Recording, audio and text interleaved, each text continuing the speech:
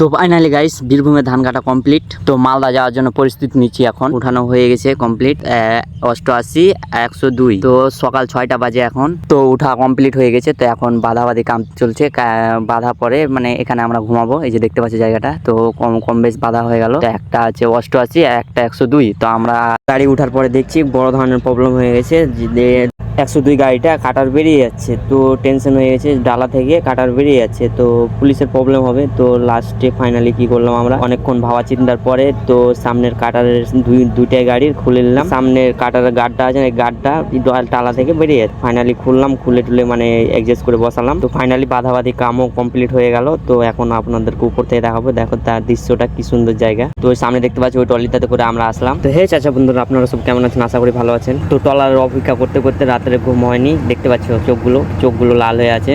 তো রাত 12টার সময় ট্রলার আসার কথা, তো সকাল 6টার সময় ট্রলার আসলো। তো ফাইনালি কমপ্লিট হলো, সব কিছু যাবতীয় জিনিস যা ছিল সব লোড করলাম। তো দেখতে পাচ্ছ প্রায় চারিদিকে ধানগুলো শেষ হয়ে গেছে।